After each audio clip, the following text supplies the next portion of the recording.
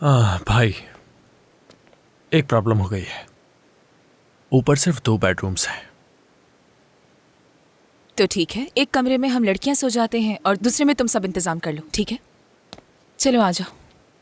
हाँ ठीक है, तुम लोग जाकर सो ही जाओ, यही बेहतर है। चलो फहरित, क्यों ना साथ में एक ड्रिंक पी ली जाए। क्या हुआ भाई, हालत ठीक नहीं लग रही? मेरी हालत तो पहले से ही ऐसी है, लेकिन तुम्हें क्या हो गया? हर चीज बिल्कुल पहले की तरह है, कुछ नहीं बदला। तो मसला क्या है? अब तो तुम ही कुछ कर सकते हो आबिदीन। किसी बड़े से मशवरा लेते हैं। क्यों नहीं, चलो। अच्छा आइडिया है।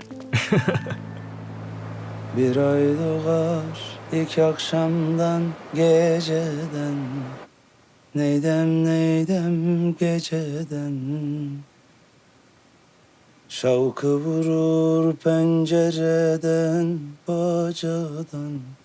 Dağlar kışımış, yolcu üşümüş, perişanım ben. Uykusuz mu kaldın dünkü geceden?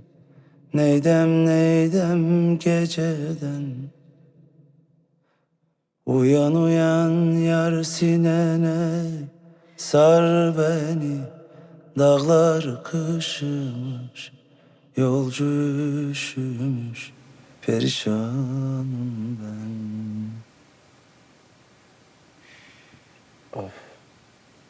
बस करो यार, रुलाओगे क्या?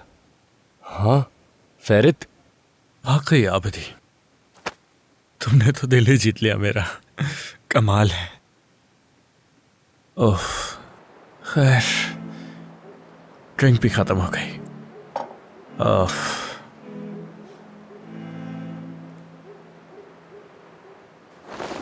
बस बहुत हो गया।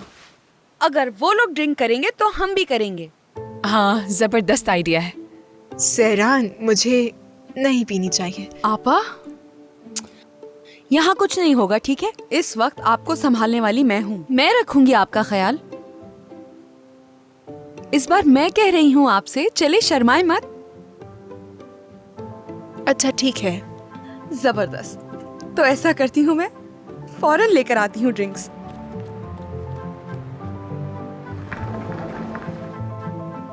कितनी खूबसूरत आवाज है ना उसकी। आबिदीन साहब ना? हाँ। जब तुम उसके बारे में बात करती हो तो आंखें चमकती हैं तुम्हारी, खूबसूरत लगती हो। नहीं, यानी ऐसा तो कुछ नहीं है। आप क्या कह रही हैं ये समझी नहीं मैं। सोना, परेशान मत हो। मैं तुम दोनों के बारे में जानती हूँ। मैंने तुम दोनों को देखा था, लेकिन तुम्हें डरने की जरूरत नहीं है। तुम्हारा ये राज हमारे बीच ही रहेगा। मतलब मुश्किलात तो आएंगी, लेकिन ये नामुमकिन बिल्कुल नहीं, अगर तुम्हारी मोहब्बत सच्ची है। बहुत शुक्रिया आपका।